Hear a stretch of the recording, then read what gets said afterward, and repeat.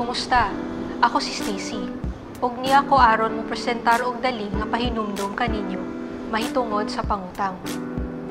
Ang teorya bahin sa utang kay usa ka importante nga masabtan labi na kung makiglambigit sa mga financial institutions. Nang hinaot ko nga mapasabot nako ang ideya mahitungod sa pagkuha og utang ug maghatag og ehemplo bahin sa utang. Ang utang kasagaran kauban sa paglambigit sa formal o informal nga buhat. Kung magkuha ka og utang sa bangko, sila kay utangan sa tibuok kantidad apilang dugang nga interes.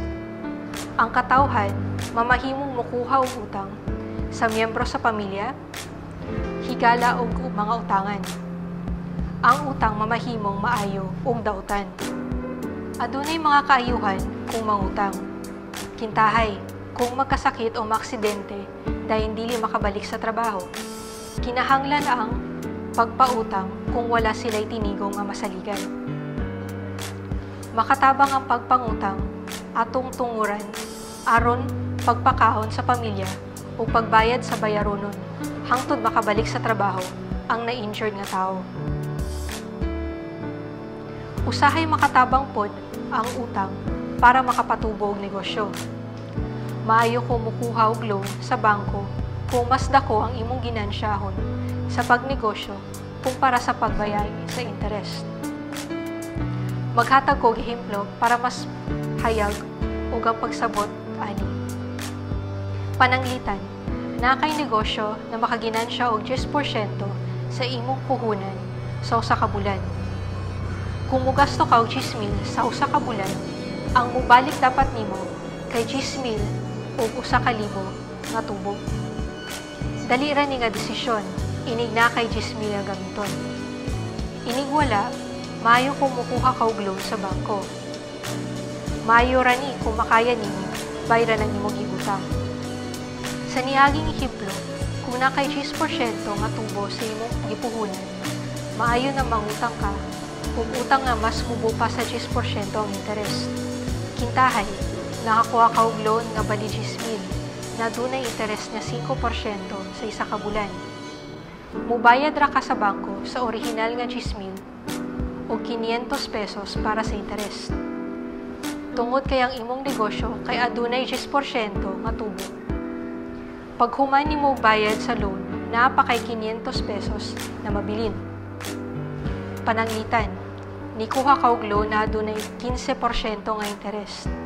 Ang imong bayran kay ang orihinal na 10,000 og 1,500 na interes. Tungod kay ang ginansya nimo kay 1,000 pesos ra, makabayad pahinon ka og 500 pesos para sa imong puhunan. Pareho ra kung magkinahanglan ka og kwarta sa negosyo para mabayran sa duha ka bulan nga adunay 5% nga interes kada bulan.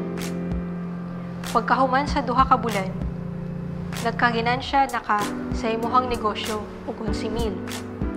Ang imong gibayran sa bangko kay ang orihinal nga 10,000 ug duha ka bulan nga interest nga 500 sa una ka bulan, 500 sa ikaduha.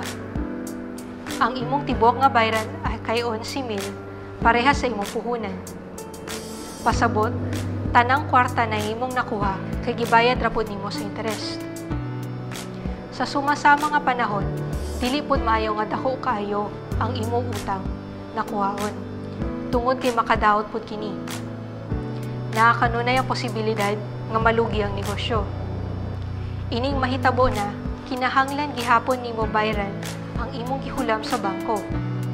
Nga wala kay laing paagi para mabawi ang imong nawala nga kwarta.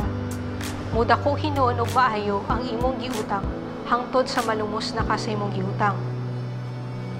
Kini mas makadangat ug mas labing kalisod sa tao sa iyahang personal o panarbaho nga kinabuhian. Maong kinahanglan masabtan kano sa maayo o dili maayo mangutang. Naghinaot ko na nakatabang ni kani nga video para makabuhat mo og maayong desisyon upang mas madali makabut ang inyong pangandoy.